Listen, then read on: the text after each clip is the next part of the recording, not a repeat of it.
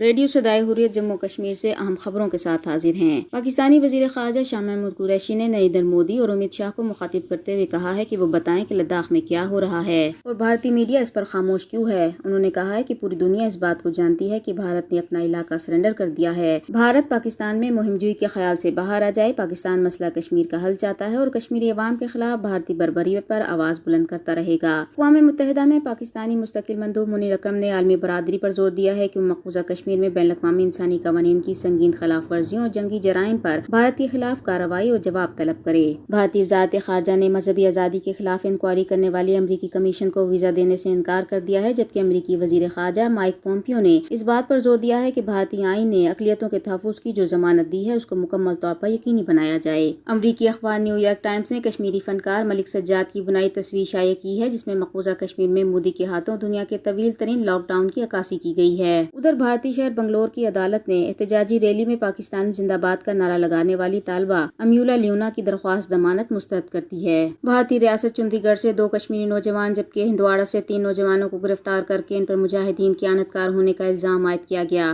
مقبوضہ کشمیر میں آزادی پسند جماعتوں نے بڑھتی ہوئی بھارتی ریاستی دہشت گردی کی مذمت کرتے ہوئے انسانی حقوق کی عالمی تنظیموں سے تنازع کشمیر کے حل کے لیے عملی اقدامات کی اپیل کی ہے۔ ادھر مقبوضہ کشمیر میں صحافتی برادری نے قابض انتظامیہ کی نئی میڈیا پالیسی پر شدید رد عمل کا اظہار کیا ہے، جس کے تحت اخبارات، ٹیلی ویژن چینلز اور دیگر ذرائع ابلاغ کے نشر یا شائع ہونے والی مواد کی کڑی نگرانی کی جائے گی۔ دراصل مقبوضہ کشمیر میں 2 مختلف حادثوں میں 2 بھارتی فوجی اہلکار ہلاک اور 1 زخمی ہو گیا ہے۔ کل جماعتی حریت کانفرنس آزاد کشمیر شاہ کے نو منتخب عبوری کنوینر محمد حسین خطیب نے سید علی گیلانی کی جلد صحتیابی کے لیے دعا کرتے ہوئے ان کی عظیم ملی خدمات کو زبردست خراج تحسین پیش کیا ہے اور انہیں بھارت کے غیر قانونی قبضے کے خلاف مزاحمت کی علامت قرار دیا۔ خبریں ختم ہوئیں۔ قوم کے دور اندیش قائد کی یہ خوبی ہوتی ہے کہ وہ وقت سے پہلے حقیقت کی نبض پر ہاتھ رکھ کر اسے بھانپ لیتا ہے اور قوم کی رہنمائی کرتا ہے۔ سید علی گیلانی بھی ایسے ہی رہنما ہیں جنہوں نے وقت سے پہلے ہی بھارتی انتہا پسند ذہنیت کو بھانپتے ہوئے قوم کو 2 قومی نظریے کے مطابق پاکستان کی جانب دیکھنے کی ترغیب دی۔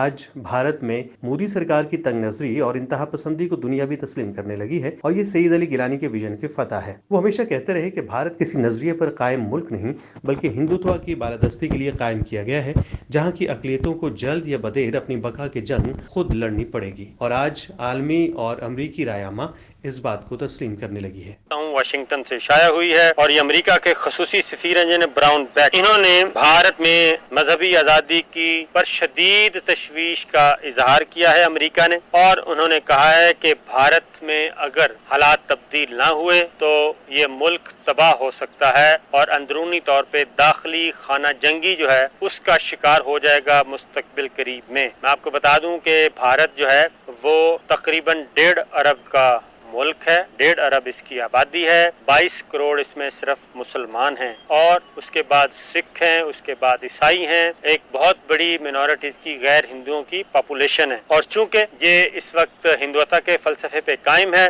اور یہ انتہا پسندی کی طرف اور صرف ہندوؤں کا ملک بنانا چاہتا ہے انڈیا کو،